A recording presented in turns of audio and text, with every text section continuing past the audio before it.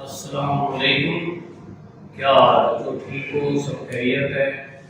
आप लोगों से मैंने रिक्वेस्ट की थी कि डेली कम से कम आपने मैथ को 2 घंटे टाइम देना है।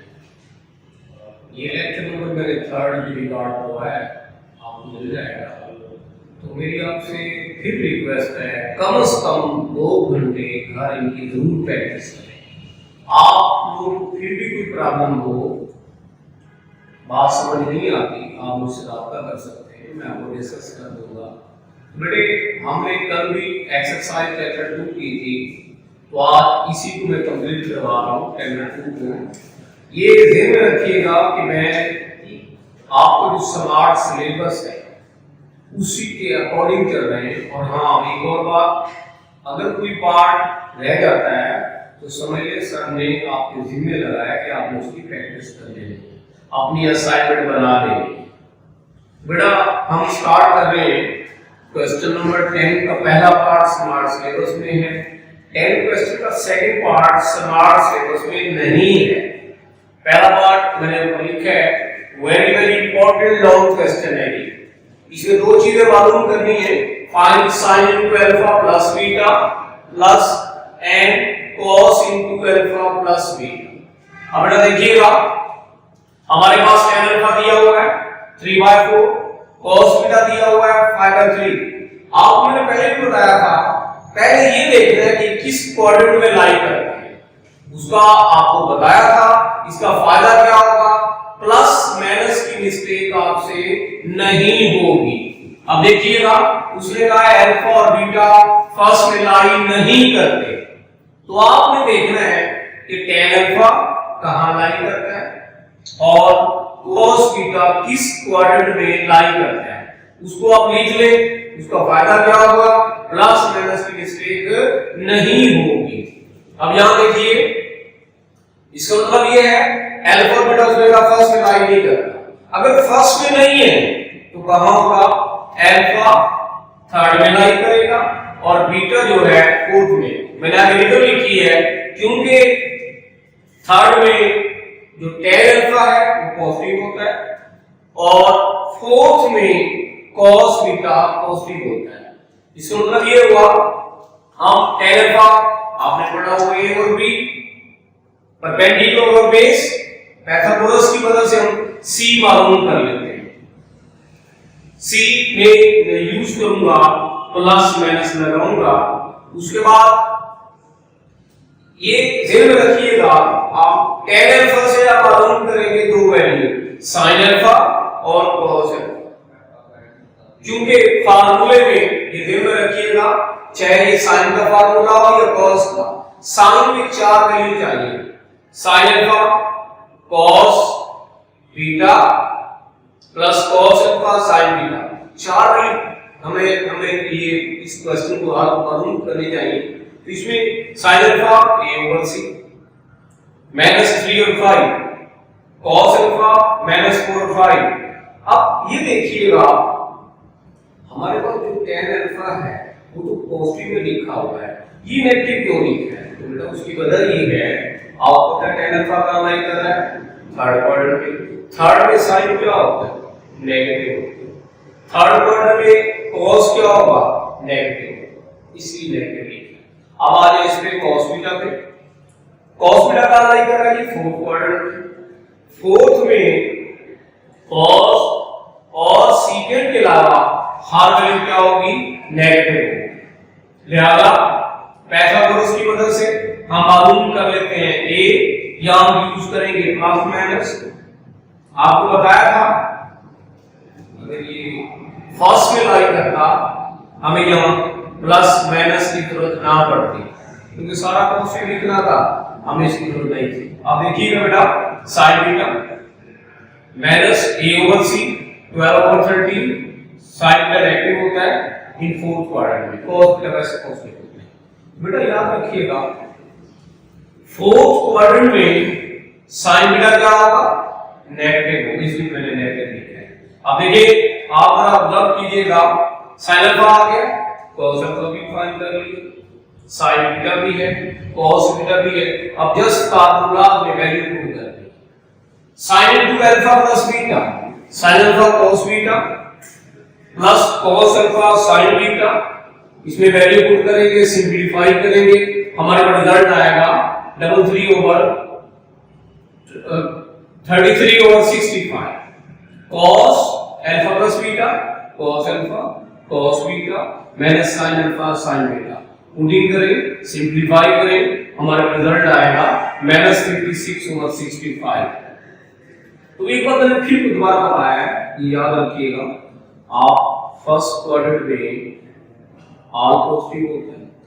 अगर मैं सेकंड क्वाड्रेंट की बात करता हूं तो सेकंड क्वाड्रेंट में साइन और कोसेकेंट पॉजिटिव होते हैं।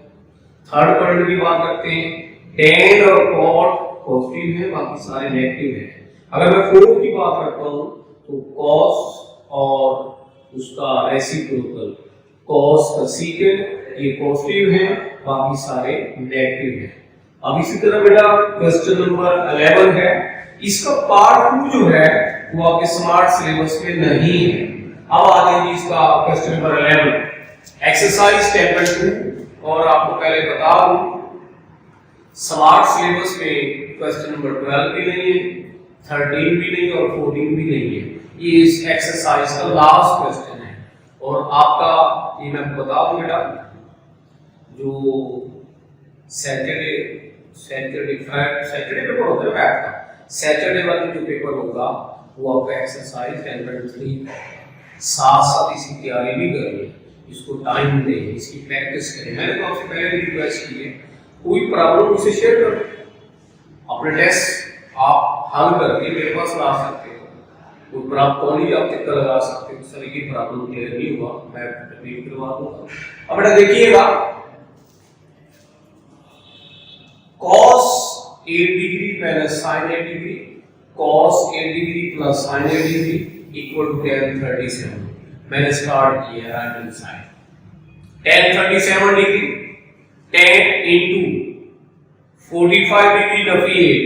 अब 8 क्यों लेके आए? क्योंकि यहाँ पे हमने रिजल्ट में 8 लाना है। राइट हैंड साइड sin बटा cos लिख दिया, sin का फार्मूला cos का फार्मूला, sin 45 क्या होता है? तो मैंने याद बच्चों आपको पहले भी बताया था, जब भी आप चैप्टर नंबर 10 स्टार्ट करते हैं आपको अच्छे तरीके से पहले इसके 6 फार्मूले याद हों।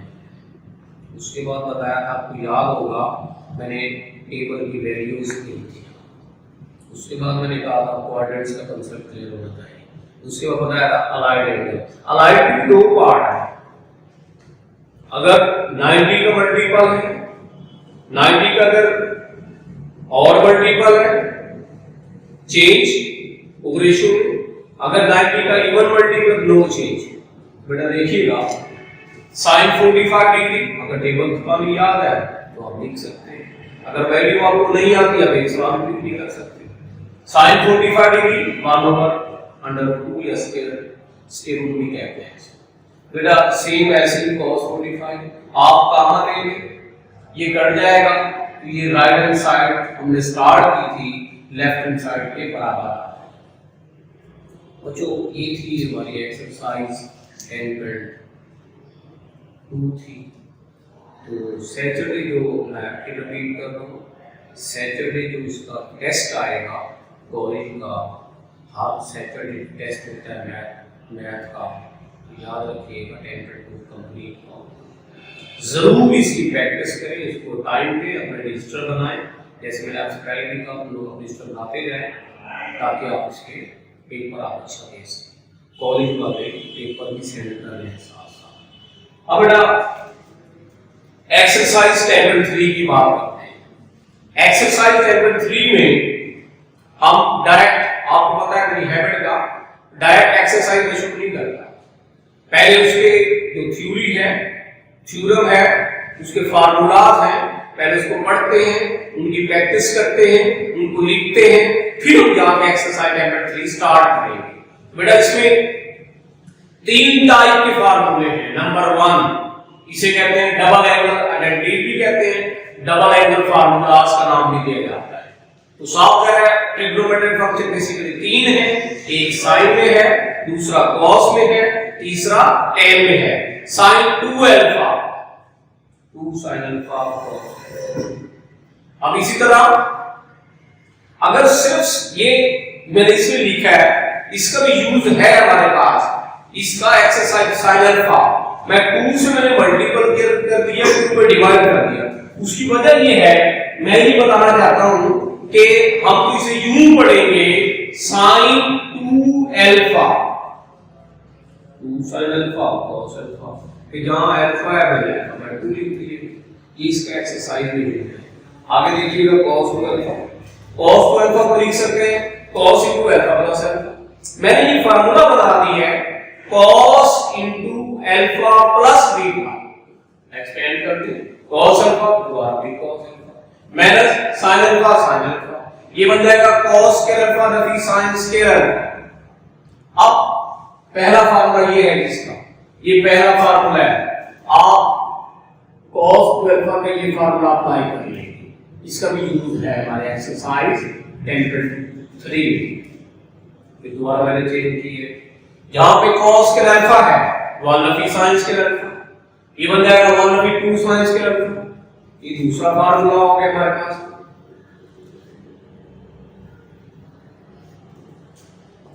तीसरा 2 cos स्क्वायर अल्फा माइनस 1, ये तीसरा फार्मूला है। अब बेटा इसी से मैंने उसी फार्मूले से डबल एंगल आइडेंटिटीज की मदद से मैंने एक फार्मूला और बनाया है, आप 2 से मल्टीपल कर ले, 2 पे डिवाइड कर ले। हमको पढ़ेंगे जैसे cos 2 अल्फा लिखा हुआ है, cos square alpha by 2 दफी sin square alpha by, इसका भी यूज है हमारा। तो आपको से एक बात और शेयर कर दूं, एक्सरसाइज 10.3 में 3 टाइप के फार्मूले हैं। जब तक आपको फार्मूले जानेंगे, क्लियर नहीं होंगे, तो कंसेप्ट क्लियर नहीं होगा, आप एक्सरसाइज नहीं कर सकते। फर्स्ट किया कुछ बच्चे नोट्सों की मदद से एक्सरसाइज कर लेते हैं, फार्मूले याद नहीं है, लॉस क्या होगा, ठीक 2-3 दिन के बाद एक्सरसाइज भूल जाएगी। मेरे बच्चों याद रखिएगा, पहले आप अच्छे तरीके से फार्मूले लिखें, उनको प्रूव करें, उनको बार बार प्रैक्टिस करें, फिर सिर्फ एक्सरसाइज 10.3 में आप जस्ट फार्मूलास को पुट करना है। फार्मूले आते होंगे तो पुट करेंगे। तो मेरे बेटे इसके बाद आ जाता है जी tan 2 अल्फा, 2 tan अल्फा और 1 दफी tan square alpha, sin 2 alpha, ये दोबारा रिपीट किया है। sin 2 अल्फा हमारे पास एक तो sin 2 अल्फा का ये फार्मूला है, 2 sin अल्फा cos अल्फा, एक tan की शक्ल में भी है और उसको मैंने बकायदा प्रूव कर दी है, राइट हैंड साइड लिखी है, tan को लिखा है sin अल्फा और cos अल्फा, 1 पर tan square alpha secant square alpha change कर दिया है, तो left hand side equal to right hand side equal to left hand side. और आपसे एक और बात करनी थी, अगर खुदा ना खास्ता कोई क्वेश्चन, मैंने पहले भी आपसे कहा है, कोई क्वेश्चन या फार्मूला रह जाता है तो प्लीज टेक्स्ट बुक से आप वहां से लिख सकते हैं। अगर कोई स्मार्ट सिलेबस के मुताबिक कोई क्वेश्चन मैं छोड़ देता हूं तो काइंडली आप खुद उसे हल हुआ समझे, सर ने हमारे लिए हमारी असाइनमेंट पर छोड़ा हुआ है, आप उसे प्रैक्टिस कर सकते हैं। लेकिन बार बार कह रहा हूं, कम से कम डेली 2-3 घंटे को टाइम दें तो बेहतरीन चैप्टर 10 आपका प्रिपेयर हो जाएगा। अब आ जाए बेटा 10.3 में 3 टाइप के फार्मूले हैं। एक तो डबल एंगल है, साइन में, कॉस में, tan में, हाफ एंगल फार्मूलाज पे आ रहे हैं जी। एक्सरसाइज 10.3 के लिए half angle formulas sin alpha by 2, आप क्योंकि आपको पता है कि जब हम सकेलर यूज करते हैं तो प्लस माइनस लगाते हैं, हाँ भी लगाना जरूरी नहीं है, लगाना अच्छी बात। cos alpha by 2 half angle formulas हम पढ़ रहे हैं, plus minus tan alpha by 2 plus minus, उसके बाद बच्चों आते हैं ट्रिपल एंगल फार्मूला आते हैं। ये 3 फार्मूला होंगे, एक साइन में होगा sin 3 alpha, cos 3 alpha, tan 3 alpha. जैसे आपने नोट किया हाफ एंगल के अंदर 3 फार्मूले थे, sin alpha by 2, cos alpha by 2, tan alpha by 2। अब ट्रिपल एंगल में भी 3 फार्मूले हैं, मैं साइन को प्रूव कर रहा हूं, बाकी आप लिख लीजिएगा cos 3 अल्फा, tan 3 अल्फा। अब इसी को मैं प्रूव करता हूं क्योंकि ऑनलाइन का एक टाइम मखसूस टाइम होता है, तो बाकी आप देख लीजिएगा। कल इंशाल्लाह हम स्टार्ट करेंगे एक्सरसाइज 10.3 स्टार्ट करेंगे, क्योंकि आज मैंने डिटेल से सारे फार्मूले लिख भी दिए, आपको रिपीट भी करवा दिए।